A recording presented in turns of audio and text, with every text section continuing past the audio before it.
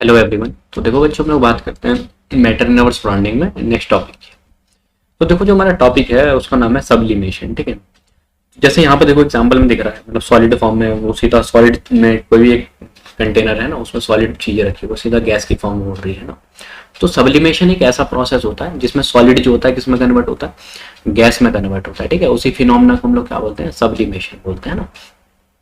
और देखो यहाँ पर ध्यान से सुनना, मान लो जैसे नेपथलीन की बॉल होती है ना, वॉशरूम वगैरह में यूज करते हैं, या फिर मम्मी रजाई वगैरह कंबल वगैरह में यूज करते हैं ठंड वगैरह टाइम। तो उस जो सब्सटेंसेस होते हैं ना, वो सॉलिड से डायरेक्ट किस में कन्वर्ट हो जाते हैं, गैस में कन्वर्ट होते हैं। किस में कन्वर्ट होते हैं, डायरेक्ट गैस में।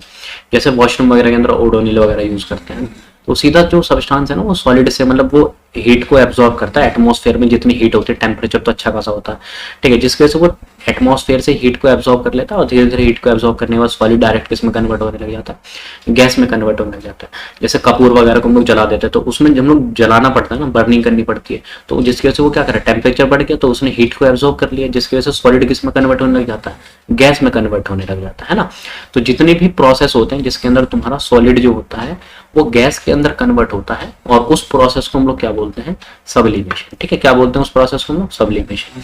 तो सब्लिमेशन एक ऐसा फिनोमेना है जिसमें क्या हो जाता है, बाई विच सॉलिड जो होता है किसमें कन्वर्ट हो जाता है, गैस के अंदर कन्वर्ट हो जाता है डायरेक्टली, उसको हम लोग क्या बोलते हैं, सब्लिमेशन। ठीक है, ज्यादातर अब देखो next one by one line पढ़ते हैं हम लोग इसको।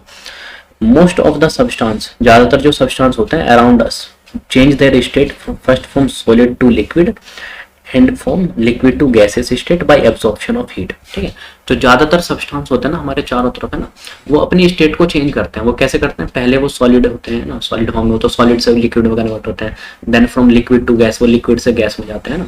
क्यों जाते हैं, क्योंकि बाहर से वो एब्जॉर्ब करते हैं हीट को, है ना, एब्जॉर्प्शन ऑफ हीट एब्जॉर्ब करता है उसकी वजह से।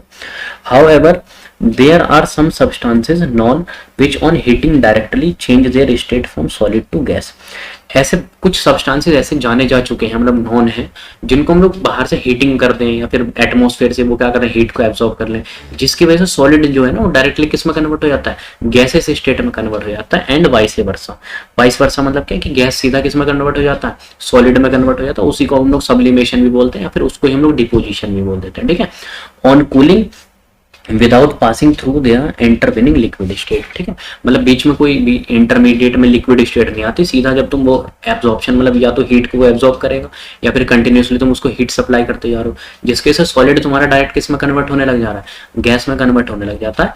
और उसी प्रोसेस को हम लोग क्या बोलते हैं, सब्लिमेशन। ठीक है, उसी प्रोसेस को हम लोग क्या बोल देते हैं, सब्लिमेशन। ठीक है, तो सब्लिमेशन में हम लोगों ने क्या डील किया कि जो सॉलिड होता है ना हमारा, डायरेक्ट किस में कन्वर्ट हो जाता है, गैस में कन्वर्ट हो जाता है, या फिर गैस तुम्हारा सॉलिड में कन्वर्ट हो जाता है, उसको सब्लिमेशन, उसको भी, या फिर दूसरा नाम है उसको डिपोजिशन बोल देते हैं ना। तो वो ऐसा क्यों होता है, जो ज्यादातर जो हमारे सब्सटेंसेस होते हैं ना नेचर के अंदर, सॉलिड लिक्विड गैस फॉर्म में होते हैं, तो कोई भी सब्सटेंस अपने स्टेट को किस तरीके से चेंज करता है कि वो सॉलिड से लिक्विड में जाता है, फिर वो लिक्विड से गैस में जाना जाता है। लेकिन कुछ ऐसे सब्सटेंस नॉन है जो डायरेक्टली सॉलिड से किस में कन्वर्ट हो जाते हैं, जब उनको फर्दर हीट मिलता जाए, हीट को एब्जॉर्ब करते जाते हैं, फर्दर हीट को सप्लाई करते जाओ, तो डायरेक्टली सॉलिड से किस में चले जाते हैं, वो गैस में कन्वर्ट हो जाते हैं, बिना किसी लिक्विड स्टेट के बने हुए, मतलब बीच में कोई लिक्विड स्टेट नहीं बनती है ना। तो उसी प्रोसेस को हम लोग क्या बोलते हैं, सब्लिमेशन बोलते हैं। ठीक है, अब देखो बड़ा बड़ा डायग्राम दिख रहा होगा ना, इवापोरेशन की बात करेंगे। इवापोरेशन क्या होता है ना, जैसे तुम्हारा समुद्र वगैरह, सी वगैरह होता है, या नदी वगैरह, रिवर वगैरह होती है, तो उससे क्या होता है, लिक्विड से वेपर फॉर्म में कन्वर्ट होने लग जाता है। पानी फैला दो छत के ऊपर, है ना, फ्लोर वगैरह में पानी डाल दो, धीरे धीरे वो पानी गायब हो जाता है ना। तो हमें ऐसा थोड़ी लगता है कि वहां पर कोई जादू हो रहा है, मैजिक थोड़ी हो रहा है, वहां पे एक फिनोमेना चलता है, इवापोरेशन। ठीक है, कौन सा फिनोमेना चलता है, इवापोरेशन। और इवापोरेशन के पीछे लॉजिक क्या होता है, वो हम बाहर से कहीं पर हीटिंग नहीं करते, सन से डायरेक्ट क्या आती है, वो सी वगैरह पे पानी वगैरह जो वाटर होता है ना, उस पर डायरेक्ट आती है, सन से हीट आती है, उसको एब्जॉर्ब करता है, सीधा लिक्विड किस में जाने लग जाता है, वेपर्स फॉर्म में जाने लग जाता है ना। तो अब जो हम लोग टॉपिक डील करेंगे ना, उस टॉपिक का नाम है इवापोरेशन। ठीक है, तो देखो इवापोरेशन जो है ना एक ऐसा फिनोमेना है, ठीक है, जिसमें the phenomena of change of a liquid into vapours at any temperature below its boiling point is called evaporation. ठीक है, इवापोरेशन जो है ना एक ऐसा फिनोमेना है जिसमें लिक्विड जो होता है किस में कन्वर्ट हो जाता है, वेपर्स में कन्वर्ट हो जाता है, किसी भी टेम्परेचर पर। ऐसा कोई फिक्स टेम्परेचर नहीं है लेकिन बॉइलिंग पॉइंट से क्या होना चाहिए, उसका टेम्परेचर हमेशा कम होना चाहिए, और जो उसका पॉइंट जो होगा ना, उसका टेम्परेचर बॉइलिंग पॉइंट पर पहुंच गया ना, तो उस प्रोसेस को फिर इवापोरेशन ना बोल के नाम दे देते हैं हम लोग बॉइलिंग का, ठीक है। तो इवापोरेशन जो होता है ना, एक ऐसा फिनोमेना होता है जिसमें तुम्हारा लिक्विड होता है वो किस में चेंज होता है, पेपर्स में चेंज हो जाता है, किसी भी टेम्परेचर पर हो जाता है, ठीक है। लेकिन टेम्परेचर हमेशा किससे कम होना चाहिए, बॉइलिंग पॉइंट के टेम्परेचर से कम होना चाहिए। उसी प्रोसेस को हम लोग क्या बोलते हैं, इवापोरेशन बोलते हैं, ठीक है। फिर देखो हम लोग बात करते हैं कि जो इवापोरेशन है, ठीक है, वो किस किस फैक्टर पर डिपेंड करता है ना, मतलब कौन से ऐसे फैक्टर जिसको बढ़ाने से इवापोरेशन बढ़ता है या फिर घटता है ना। तो देखो इवापोरेशन को कौन कौन से ऐसे फैक्टर हैं जिस पर इवापोरेशन जो होता है ना डिपेंड करता है, उसको पढ़ने से पहले एक बात ध्यान से सुन लो, है ना, बहुत लॉजिकल वाली बात है, उसको ध्यान से सुनना, है ना। देखो क्या है, देखो यहाँ पर हम लोगों ने क्या कर रखा है, एक कंटेनर लिया हुआ है ना, और इस कंटेनर के अंदर जो है ना वाटर फील्ड है, ठीक है, इस तरीके से वाटर बना देते हैं, यहाँ पे पानी भरा हुआ है ना, इस तरीके से ये लिक्विड फील्ड है ना, बड़े बड़े मॉलिक्यूल बना देते हैं लिक्विड के इस तरीके से, ठीक है। ये इस तरीके से तुम्हारा कोई कंटेनर है, इसके अंदर पानी भरा हुआ है ना, ये तुम्हारे वाटर के मॉलिक्यूल्स हैं। अब देखो यहाँ पर क्या है, ये तुम्हारा कंटेनर के अंदर क्या फिल कर रखा है हम लोगों ने, वाटर फिल कर रखा है ना, क्या फिल कर रखा है इसके अंदर, वाटर फिल कर रखा है। अब देखो इसके अंदर क्या है, ध्यान से सुनना, ये हम लोग क्या करते हैं, ये वाला जो बीच वाले जो मॉलिक्यूल्स होते हैं ना, इस तरीके से जो बीच में मॉलिक्यूल होते हैं ना, इनको बोलते हैं लोग बल्क मॉलिक्यूल, है ना, इन सबको क्या बोलते हैं लोग, बल्क मॉलिक्यूल। ये जो सेंटर में जो मॉलिक्यूल होता है ना, इस, ठीक है, इन सबको क्या बोलते हैं लोग, बल्क मॉलिक्यूल। कौन से मॉलिक्यूल बोलते हैं इसको हम लोग, बल्क मॉलिक्यूल, ठीक है। और ये जो सरफेस के जो मॉलिक्यूल है ना, बिल्कुल ऊपर आउटर लेयर पे जो है, बिल्कुल बाहरी वाली लेयर के ऊपर है ना, इनको हम लोग बोलते हैं सरफेस मॉलिक्यूल, ठीक है। बिल्कुल ऊपर वाली जो लेयर के जो मॉलिक्यूल होते हैं ना, इनको हम लोग क्या बोलते हैं, सरफेस मॉलिक्यूल, ठीक है। ये जो बिल्कुल ऊपर वाली लेयर के जो मॉलिक्यूल होते हैं ना, इनको हम लोग क्या बोलते हैं, सरफेस मॉलिक्यूल, ठीक है। क्या बोलते हैं इनको हम लोग, सरफेस मॉलिक्यूल, ठीक है। अब ध्यान से सुनो, और इस ये जो सरफेस मॉलिक्यूल के जो नीचे वाले मॉलिक्यूल है ना, जितने भी होंगे सब, इन सबको क्या बोलते हैं, बल्क मॉलिक्यूल। क्या बोलते हैं इनको हम लोग, बल्क मॉलिक्यूल। मतलब ज्यादा मात्रा में जो मॉलिक्यूल है वो तो सरफेस से नीचे है ना, इसलिए इन सबको क्या बोलते हैं हम लोग, बल्क मॉलिक्यूल बोलते हैं, ठीक है। अब देखो हम लोग सेंटर में एक जो मॉलिक्यूल है ना, ये वाला, इस वाले मॉलिक्यूल को उठाते हैं ना, फिर इसकी बात करते हैं। देखो हम लोग बल्क मॉलिक्यूल की बात कर रहे हैं, ठीक है। देखो ध्यान से, किसकी बात करें हम लोग, बल्क मॉलिक्यूल की, ठीक है। उसको देखो ध्यान से,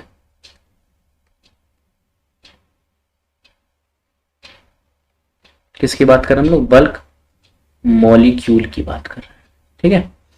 देखो बल्क मॉलिक्यूल में क्या है, मान लो एक ये सेंटर में मॉलिक्यूल ले लिया, इसको उठा के यहाँ तो बीच में बिल्कुल सेंटर में है, ठीक है।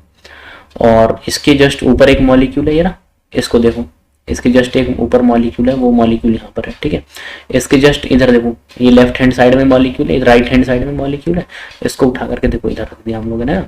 इसके जस्ट देखो सेंटर वाले के इधर भी एक लेफ्ट साइड में मॉलिक्यूल है, इसको उठा के यहाँ पे रख दिया ना। ये वाला सेंटर वाला जो मॉलिक्यूल, इसके जस्ट नीचे भी एक मॉलिक्यूल है, उसको देखो नीचे रख दिया उठा करके, है ना, नीचे रख दिया, ठीक है।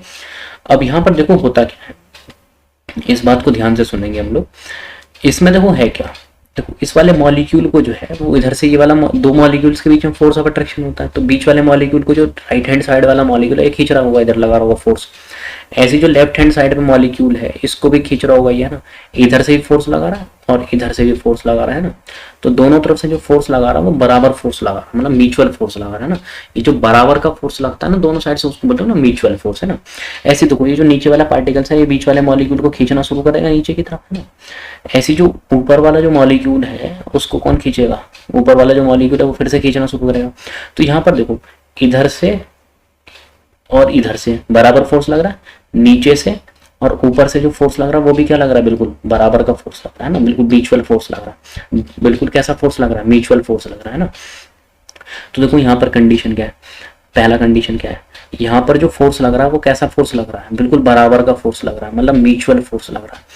ये जो बराबर का फोर्स लगता है ना, इसको हम लोग क्या बोलते हैं, बिल्कुल म्यूचुअल फोर्स, है ना।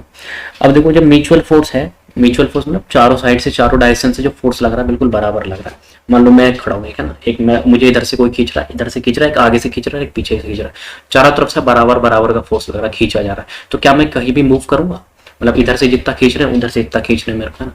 तो मैं कहीं भी मूव नहीं करूंगा, बिल्कुल अपनी पोजीशन पे कांस्टेंट रहूंगा, बैठा रहूंगा, बैलेंस रहूंगा, है ना। मुझे आगे से जितना खींच रहे हैं उतना पीछे से फोर्स लगा के खींच रहे हैं, तो ना तो मैं आगे की तरफ मूव करूंगा ना मैं पीछे की तरफ मूव करूंगा। कहने का मतलब मैं क्या हो चुका हूँ, बैलेंस हो चुका हूँ। और मेरे ऊपर जो फोर्स लग रही है कैसी बराबर की फोर्स लग रही है, उस फोर्स को हम लोग क्या बोलते हैं, म्यूचुअल फोर्स, है ना। क्या बोलते हैं उस फोर्स को, म्यूचुअल फोर्स। अब यहाँ पर यहाँ पर जब म्यूचुअल फोर्स लगता है तो जो भी पार्टिकल्स है वो क्या होता है, यहाँ पर बैलेंस होता है। क्या होता है, बैलेंस होता है। अब जो चीजें बैलेंस होती है ना वो स्टेबल भी होती है। जो चीजें बैलेंस है वो क्या होती हैं, स्टेबल होती है। मतलब बैलेंस है मतलब बिल्कुल रुकी हुई है ना। अब जो चीज बिल्कुल रुकी हुई है इसका मतलब कहने का मतलब वो बिल्कुल स्टेबल है। अब जो चीजें इस दुनिया में स्टेबल होती है ना उसकी एनर्जी क्या होती है, लेस एनर्जी होती है। एनर्जी क्या होती है उनकी, कम होती है ना। एनर्जी क्या होती है उनकी, कम होती है ना। अब देखो मान लो दो चीजें, एक तो अनस्टेबल है और एक क्या स्टेबल है। मान लो कोई अनमेरिड है लड़का, है ना, यंग एज का, वो बिल्कुल लड़ाई वड़ाई करने के लिए तैयार रहता है क्योंकि वो अनस्टेबल है। जैसे उसकी मैरिज वगैरह हो जाती है तो क्या हो जाता है, फैमिली वाला बंदा हो जाता है, उसको बहुत सारी फैमिली की रिस्पॉन्सिबिलिटी होती है, तो वो क्या बन गया, एक स्टेबल बन गया। तो उसकी वो जो लड़ाई वगैरह होगी तो बहुत बार सोचना पड़ता है ना, क्योंकि उसकी एनर्जी क्या हो चुकी है, ऑटोमेटिकली अब कम हो चुकी है, क्योंकि वो क्या हो चुका है, स्टेबल हो चुका है। ठीक है, तो जो चीजें भाई चारों तरफ से बराबर फोर्स लगेंगी बल्क मॉलिक्यूल के अंदर, क्यों लगेगी, क्योंकि वहां पर एक म्यूचुअल फोर्स है। म्यूचुअल फोर्स मतलब चारों डायरेक्शन से क्या कौन सी फोर्स लग रही है, बराबर फोर्स लग रही है, जिसके वजह से वो जो पार्टिकल है वो कैसा है, बैलेंस है। जब वो बैलेंस है इसका मतलब क्या, वो स्टेबल है। और जो चीजें स्टेबल होती है ना उसकी एनर्जी भी क्या होती है, कम होती है उस पार्टिकल की। ठीक है, दूसरा देखो हम लोग सरफेस मॉलिक्यूल को लेते हैं ना, ध्यान से सुनेंगे एक पॉइंट को। इस बार हम लोग बात करते हैं सरफेस मॉलिक्यूल की। ठीक है, इधर देखो हम लोग बात करते हैं सरफेस मॉलिक्यूल की बात करते हैं। ठीक है, देखो सरफेस मॉलिक्यूल में क्या होता है, ठीक है, ध्यान से सुनेंगे इसको। दो तरीके के मॉलिक्यूल, एक तो बल्क मॉलिक्यूल, दूसरा क्या है, सरफेस मॉलिक्यूल, है ना। ये जो ऊपर वाले जो मॉलिक्यूल है ना इनको क्या बोलते हैं लोग, सरफेस मॉलिक्यूल। ठीक है, देखो सेंटर में जो ये वाला, ये जो मॉलिक्यूल है ना बिल्कुल ये वाला इसको उठा के रखते हैं ना, ये जो मॉलिक्यूल है बिल्कुल सेंटर में, इसको उठा के रखते हैं। ठीक है, मान लो यहाँ पर एक मॉलिक्यूल रखा हुआ है बिल्कुल सेंटर में। ठीक है, इसके देखो यहाँ पर राइट हैंड साइड में एक मॉलिक्यूल है, ये रहा एक बिल्कुल राइट हैंड साइड में एक मॉलिक्यूल है ना। दूसरा देखो यहाँ पर एक इसके लेफ्ट हैंड साइड में भी तो मॉलिक्यूल है यहाँ पे। ठीक है, ये हो गया तुम्हारा लेफ्ट हैंड साइड में मॉलिक्यूल है, और इसके जस्ट नीचे भी तो एक मॉलिक्यूल है, यहाँ पर एक इसके जस्ट नीचे एक मॉलिक्यूल है। ठीक है, अब देखो यहाँ पर इसको देखो, इधर से फोर्स लगा के खींचा जा रहा है, जो राइट हैंड साइड का पार्टिकल है वो इसको फोर्स लगा के खींचेगा। ऐसे जो यहाँ पर जो लेफ्ट हैंड साइड में वो जो मॉलिक्यूल है वो इसको फोर्स लगाएगा। ऐसे जो नीचे वाला मॉलिक्यूल है वो क्या करेगा, इस वाले मॉलिक्यूल को खींचेगा। यहाँ पर देखो इधर की तरफ से जितना फोर्स लग रहा है उतना ही इधर की तरफ से ही फोर्स लग रहा है ना, उतना ही फोर्स इधर से भी लग रहा है। इसको देखो यहाँ पे, है ना, जितना दोनों तरफ से यहाँ पर तो बराबर फोर्स लग रहा है, लेकिन देखो नीचे वाला जो मॉलिक्यूल है इसको खींचेगा ना, तो जितना फोर्स लगाएगा नीचे वाला, तो ऊपर में तो इस वाले मॉलिक्यूल के जस्ट ऊपर में तो कोई मॉलिक्यूल नहीं है ना इसको फोर्स लगाने के लिए। तो यहाँ पर जो फोर्स लग रहा है ना वो म्यूचुअल फोर्स नहीं लग रहा। क्यों नहीं लग रहा, उसके पीछे रीजन है। देखो फर्स्ट पॉइंट, यहाँ पर जो फोर्स है वो क्या है, अनम्यूचुअल फोर्स लग रहा है। कैसा फोर्स लग रहा है यहाँ पर, एक अनम्यूचुअल फोर्स लग रहा है। ठीक है, अनम्यूचुअल फोर्स का मतलब क्या है कि यहाँ पर कोई बराबर फोर्स लग रहा, मतलब इधर की डायरेक्शन से जितना फोर्स लग रहा उतना इधर की डायरेक्शन से लग रहा है, तो यहाँ तो बराबर लग रहा है, लेकिन नीचे से जो खींच रहा है ना, ठीक है, वो क्या कर रहा है, नीचे से खींच रहा है। इसके जस्ट ऊपर ये जो मॉलिक्यूल है ना सेंटर में, इससे ऊपर तो कोई मॉलिक्यूल है ना खींचने वाला, फोर्स लगाने वाला। तो यहाँ पर देखो नीचे वाला पार्टिकल क्या करेगा, उसको खींचेगा ना, जिसके से फोर्स क्या लगेगा, बराबर फोर्स तो नहीं लग रहा चारों साइड से। तो जब बराबर फोर्स नहीं लगता चारों साइड से उसको बोलते हैं अनम्यूचुअल फोर्स। कहने का मतलब क्या, मैं एक पार्टिकल हूँ सेंटर में बिल्कुल, है ना, मुझे इधर से भी खींचा जा रहा, इधर से भी खींचा जा रहा और बिल्कुल पीछे से भी खींचा जा रहा है। इधर से जितना फोर्स लगा रहा इधर से भी उतना ही फोर्स लगा रहा, तो मैं इधर तो दोनों तरफ से बैलेंस हुआ है ना, लेकिन पीछे मेरे आगे तो कोई खींचने वाला फोर्स लगाने वाला तो है नहीं, मेरे जस्ट पीछे है, वो मेरे को खींचे जा रहा है पीछे की तरफ। तो यहाँ पर फोर्स क्या लगेगा, म्यूचुअल लगेगा क्या, नहीं लगेगा। तो वो जो फोर्स लगता है ना उसको बोलते हैं अनम्यूचुअल फोर्स। जब बराबर का फोर्स नहीं लगता तो उसको क्या बोलते हैं लोग, अनम्यूचुअल फोर्स। तो बताओ इस बार जब मेरे पास फोर्स ही नहीं लग रहा चारों साइड से बराबर अमाउंट में, तो मैं क्या बैलेंस रहूंगा, नहीं, मेरे को पीछे जो खींच रहा तो मैं पीछे की तरफ मूव करता जाऊंगा। तो इसका मतलब देखो सेकंड पॉइंट क्या है, सेकंड पॉइंट मतलब क्या है, जब अनम्यूचुअल फोर्स लग रहा है इसका मतलब ये क्या हो गया, अनबैलेंस हो गया। क्या हो गया इसका मतलब, ये अनबैलेंस हो गया। अनबैलेंस का मतलब वो बैलेंस नहीं है ना। थर्ड पॉइंट देखो, जो चीजें अनबैलेंस होती है ना वो क्या होती है, अनस्टेबल होती है ना। क्या होती है वो, अनस्टेबल होती है। और जिनकी जो चीज अनस्टेबल होती है ना उसकी एनर्जी क्या होती है, ज्यादा होती है। अभी बताया था मैंने, जो चीजें ज्यादा अनस्टेबल होती है, जो चीजें स्टेबल होंगी ना उसकी तो एनर्जी होती है कम, और जो चीजें अनस्टेबल होती है उसकी एनर्जी क्या होती है, ज्यादा होती है। ठीक है, अब देखो यहाँ पर जो सरफेस के जो मॉलिक्यूल्स है ना इस तरीके से, ठीक है, ये जो सरफेस के मॉलिक्यूल्स हैं ऑलरेडी इनकी एनर्जी क्या है देखो ज्यादा है, क्योंकि ये क्या है देखो सरफेस के जो मॉलिक्यूल्स हैं ये सब क्या है तुम्हारे अनस्टेबल है। अनस्टेबल क्यों है, अनस्टेबल के पीछे रीजन है क्योंकि ये अनबैलेंस है, क्योंकि ये क्या है, ये अनबैलेंस है। और जो चीजें भाई अनस्टेबल होते हैं ना, जो अनबैलेंस होती है उसकी एनर्जी क्या होती है, ज्यादा होती है। क्या होती है उनकी एनर्जी, ज्यादा होती है। ठीक है, और ये जो बल्क के जो मॉलिक्यूल है ना इस तरीके से, जो बल्क के मॉलिक्यूल है इनको देखो क्या है, इनकी ये सब क्या है, बैलेंस है तुम्हारे। जो बल्क के मॉलिक्यूल होते हैं ये सब क्या होते हैं हमारे, बैलेंस होते हैं। बैलेंस है इसका मतलब क्या है, ये स्टेबल है। ठीक है, और जो चीजें स्टेबल होती है उनकी एनर्जी क्या होती है, कम होती है। ठीक है, इनकी एनर्जी क्या है तुम्हारी, कम है।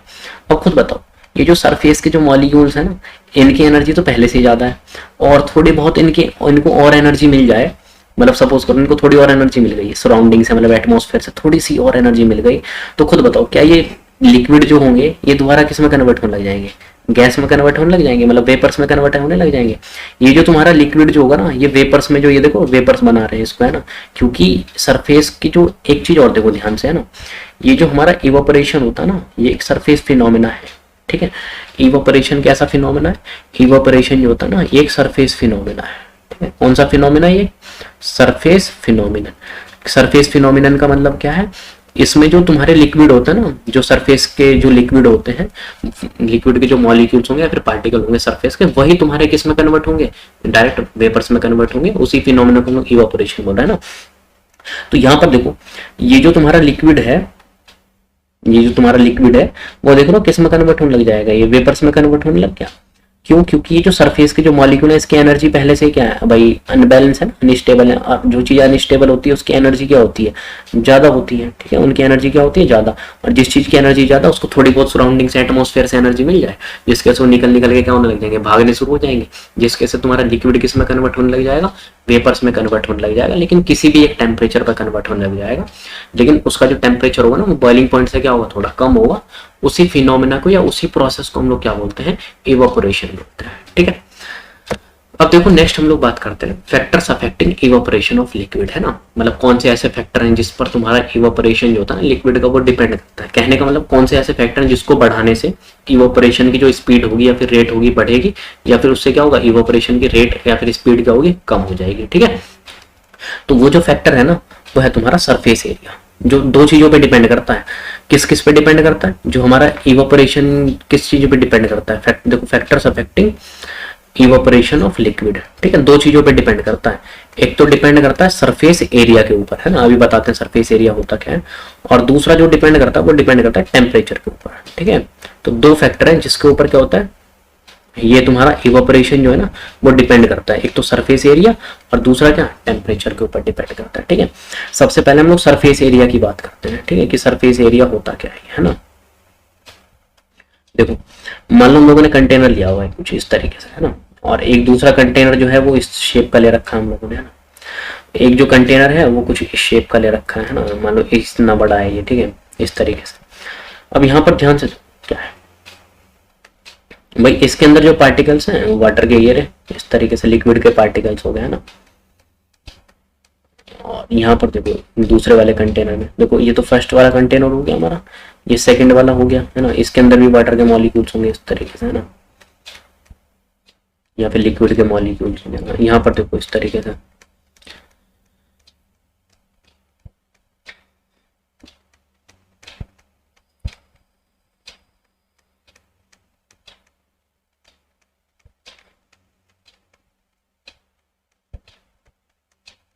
है ना। यहाँ देखो ये तो हो गया थर्ड वाला, है ना।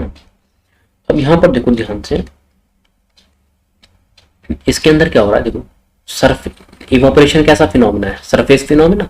तो सिर्फ सरफेस के मॉलिक्यूल ही तो पार्टिसिपेट करते हैं, जो भी सरफेस के मॉलिक्यूल होंगे वही तो इवापोरेशन में पार्टिसिपेट करेंगे। कहने का मतलब इतने ही तो मॉलिक्यूल्स हैं जो इवापोरेशन में पार्टिसिपेट करेंगे, है ना। इसमें देखो कितने मॉलिक्यूल हैं, इतने मॉलिक्यूल हैं जो सरफेस पर होंगे वही। इसमें देखो क्या है, यहाँ से लेकर के यहाँ तक जितने भी मॉलिक्यूल्स हैं ये सरफेस में इन्वॉल्व होंगे इवापोरेशन में, क्योंकि इवापोरेशन एक सरफेस फिनोमिना है ना। यहाँ पर देखो जो थर्ड वाला है, ये जो थर्ड वाला जो कंटेनर ले रखा है, इसके अंदर जो सरफेस है ना, एरिया, सरफेस का जो एरिया है कंटेनर का जो सरफेस है उसी को कंटेनर का जो सरफेस होता है उसी को सरफेस एरिया बोलते हैं। तो थर्ड वाले में देखो सबसे ज़्यादा है, इस वाले कंटेनर में सबसे ज़्यादा है, फिर उसके बाद किस में है ये फर्स्ट वाले में, ठीक है।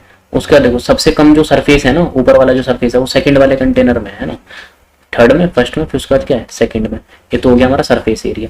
अब खुद देखो यहाँ पर थर्ड वाले केस में कंटेनर में क्या है, सरफेस एरिया ज्यादा है, मतलब कंटेनर का साइज क्या बहुत बड़ा है, तो उसमें सरफेस के मॉलिक्यूल्स क्या होंगे, ज्यादा होंगे। जब मॉलिक्यूल सरफेस पर ज्यादा होंगे तो ज्यादा से ज्यादा इवापोरेशन होगा, ज्यादा से ज्यादा लिक्विड से किस में कन्वर्ट होंगे, वो गैस में कन्वर्ट होंगे। तो खुद बताओ इवापोरेशन सबसे ज्यादा किस में होगा, जिसका सरफेस एरिया का होगा ज्यादा होगा, समझ गए। तो थर्ड वाले केस में जो होगा उसका सरफेस एरिया ज्यादा है, तो वहां पर इवापोरेशन क्या होगा, ज्यादा होगा। क्योंकि सरफेस एरिया जितना ज्यादा होगा ना किसी कंटेनर का, कोई कंटेनर छोटा होगा तो उसमें लिक्विड से वेपर्स कम बनेंगे, क्यों बनेंगे, क्योंकि वहाँ पर सरफेस के मॉलिक्यूल्स क्या होंगे, कम होंगे। कोई कंटेनर का साइज बहुत बड़ा होगा तो उसमें सरफेस क्या होगा, बहुत ज्यादा हो गया ना, क्योंकि सरफेस के मॉलिक्यूल्स क्या होंगे, बहुत ज्यादा होंगे। तो उस वाले केस में लिक्विड जो होगा वेपर्स में क्या होगा, ज्यादा से ज्यादा कन्वर्ट होंगे, जिसकी वजह से वहां पर इवापोरेशन क्या होगा, ज्यादा होगा, है ना। तो इवापोरेशन जो होता है सरफेस फिनोमेना होता है, सिर्फ पार्टिकल जो होता है ना सरफेस के, लिक्विड के ऊपर जो सरफेस के जो पार्टिकल्स होते हैं वही कन्वर्ट होते हैं वेपर्स के अंदर। और किसी का सरफेस एरिया जितना ज्यादा होता है ना, ग्रेटर होता है, उतना ही ज्यादा क्या होता है, इवापोरेशन की रेट होती है, ठीक है।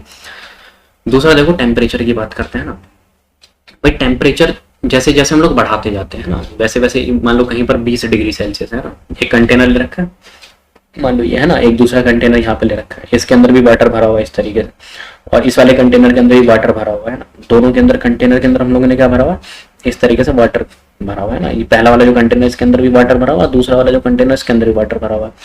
इसको हम लोग नीचे से हीट कर रहे हैं 30 डिग्री सेल्सियस पर, है ना। और जो दूसरा कंटेनर है इसको नीचे से हम लोग हीट कर रहे हैं फर्दर 50 डिग्री सेल्सियस पर, है ना। तो खुद बताओ 30 डिग्री सेल्सियस पर जो यहाँ पर वेपर्स बनेंगे वो कम बनेंगे, 50 डिग्री सेल्सियस पर बताओ यहाँ पर जो वेपर्स बनेंगे वो बहुत ज्यादा बनेंगे, नहीं बनेंगे।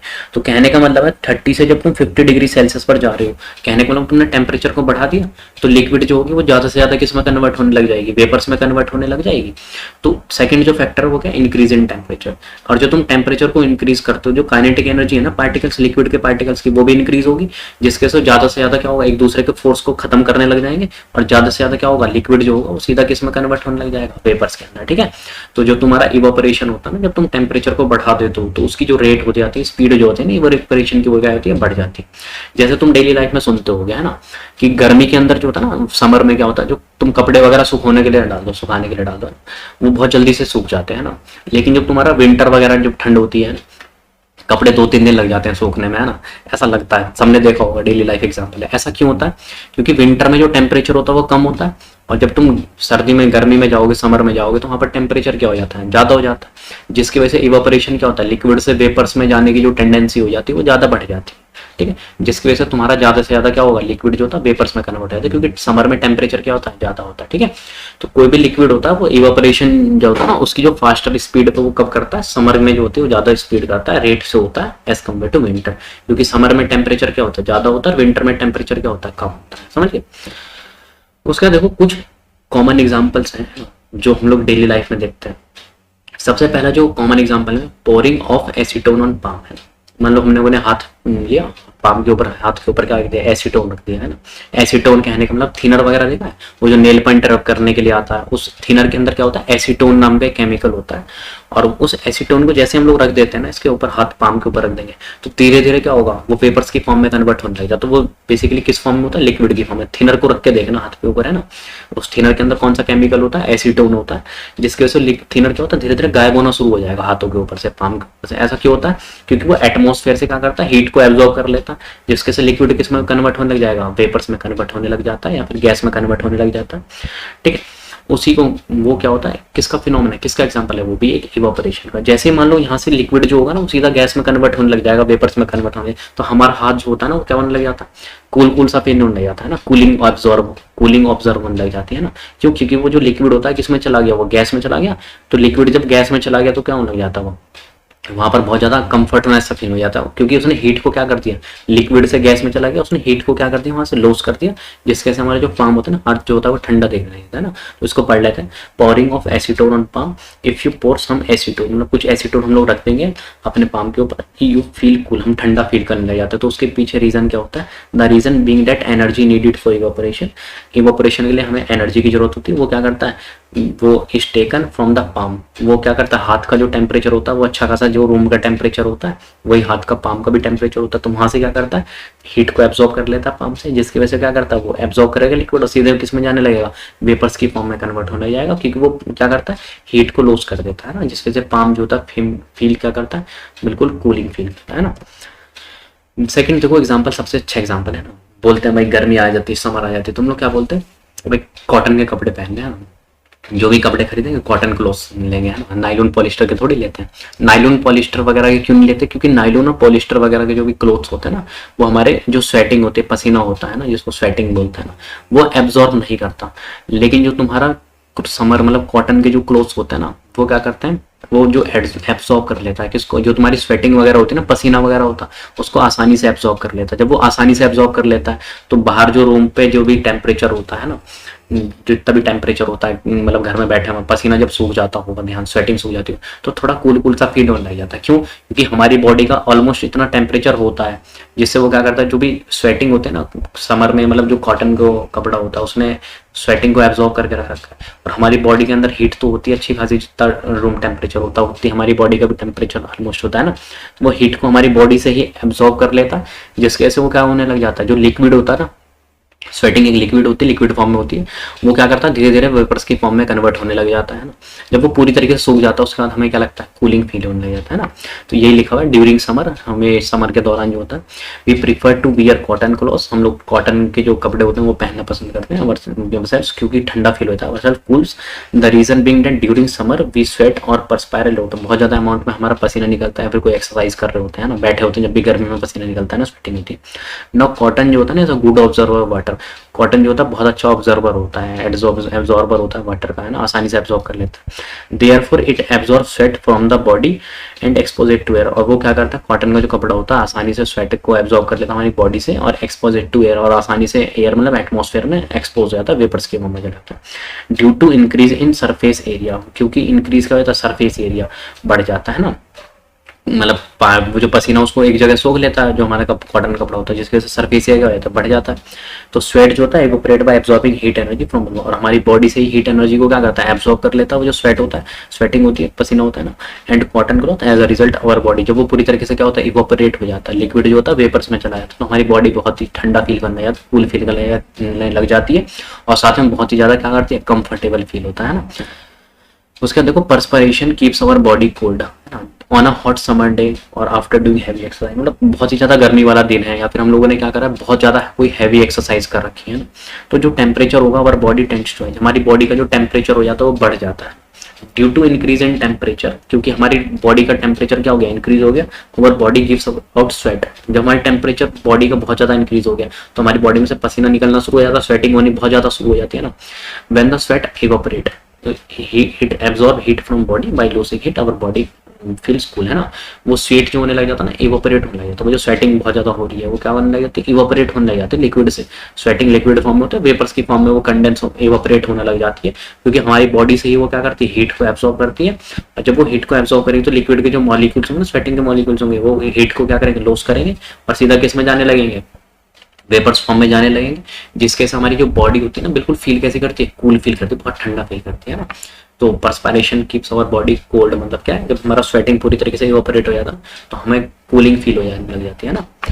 उसके बाद देखो why do we see water droplets on the outer surface of a glass tumbler containing ice cold water, है ना, मान लो कोई भी गिलास ले रखा है, ठीक है, उसके अंदर बहुत ठंडा पानी रख दिया, देख लो एग्जांपल डायग्राम में बना हुआ है, इमेज में दिख रहा है, गिलास है, गिलास के अंदर ठंडा पानी रख दिया है ना, तो उस ठंडा पानी जिस गिलास के अंदर रखा है तो बाहर से जो उसकी आउटर वाली जो सरफेस होती है ना बाहर से देखोगे वाटर के ड्रॉपलेट्स बन जाते हैं उसके ऊपर, है ना। तो ऐसा वो जो वाटर के जो ड्रॉपलेट्स बने तो क्या कोई जादू हो जाता है कि भाई इसके ऊपर कोई जादू थोड़ी होता है उसके ऊपर, ऐसा कुछ नहीं होता कि मतलब कोई जादू हो गया ना कि मतलब तुमने पानी ठंडा रख दिया और वो गिलास से बाहर आ गया आउटर वाली सरफेस हो, मतलब इसका मतलब कोई मैजिक हो गया जादू हो गया, ऐसा नहीं होता। या फिर क्या तुम्हारे गिलास में कोई छेद थोड़ी है, होल थोड़ी हो रखा है जो लिक्विड तुम्हारा बाहर निकलने लग गया है ना, ऐसा कुछ नहीं होता। वहां पर जो फिनोमेना होता है ना वो इवोपरेशन का ही फिनोमेना होता है ना। देखो किस तरीके से होता है, मान लो तुम्हारा जो ये टेम्परेचर है ना बाहर देखो इस तरीके से होता है ना, देखो ध्यान से होता क्या है, इसके पीछे रीजन है। मान लो ये तुम्हारा गिलास रखा हुआ है इस तरीके से, अब इसके अंदर हम लोगों ने कोल्ड वाटर भर दिया और बाहर देखो इसके वॉल्स जो होते हैं ना गिलास की, जो बाहर से आउटर वाली सरफेस होती है उस पर वाटर के ड्रॉपलेट आ गए। ऐसा इसलिए होता है, जो तुम्हारा ये एटमॉस्फेयर होता है ना, मान लो इसके चारों तरफ क्या होगा, ये एटमॉस्फेयर होगा, और एटमॉस्फेयर के अंदर क्या होते हैं, वाटर वेपर्स होते हैं ना, क्या होते हैं, वाटर वेपर्स होते हैं, ठीक है।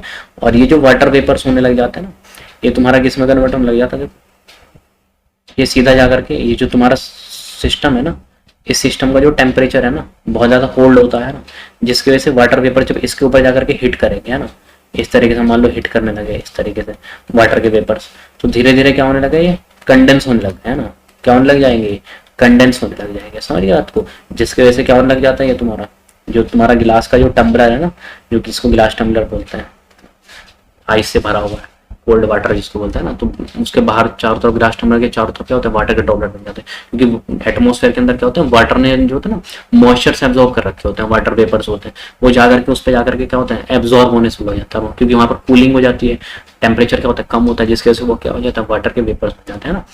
तो take some ice cold water in glass tumbler है ना, soon you will notice water droplets on the outer surface of the tumbler. जो ग्लास का टम्बलर होता है, ग्लास होते हैं, उसके चारों तरफ क्या होते हैं, वाटर के ड्रॉपलेट्स बन जाते हैं।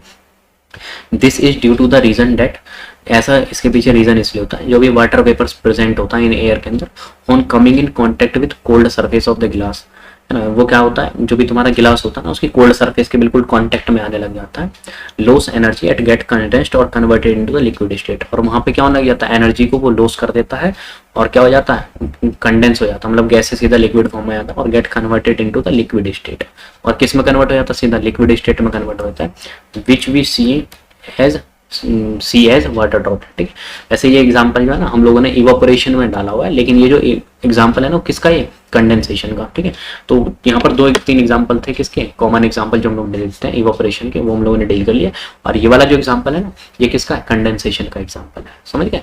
तो कंडेंसेशन में क्या होता है, गैस जो होती है वो लिक्विड फॉर्म में कन्वर्ट हो जाती है। तो कोई भी तुम ध्यान से देखते हो, बेसिकली डेली लाइफ में तुम लोग ऑब्जर्व करते हो ना कि भाई तुमको ये गिलास ले, उसमें ठंडा पानी तुम रखते हो, तो कोल्ड वाटर रख देते हो, तो उसके गिलास के आउटर वाली जो सरफेस होती है ना, वो क्या होती है, वाटर के ड्रॉपलेट आ जाते हैं। तो भाई बड़ी लॉजिक वाली बात होती है, सोचने वाली बात होती है ना, कि ऐसा कौन सा जादू हो गया यहाँ पर, है ना, कि मतलब गिलास से पानी बाहर आ गया, है ना। भाई गिलास से कोई बाहर पानी वानी नहीं आता, कोई मैजिक नहीं होता, बेसिकली होता क्या, जो एटमोस्फेयर होता है ना इसके अंदर वाटर के वेपर्स होते हैं, है ना, वाटर वेपर्स कंटेन करके रखता है एटमोस्फेयर, है ना, एयर वगैरह के अंदर।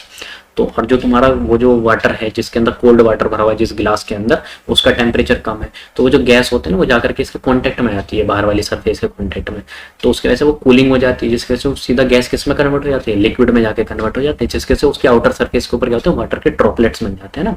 तो किसका एग्जाम्पल था ये, कंडेंसेशन का एग्जाम्पल, ठीक है।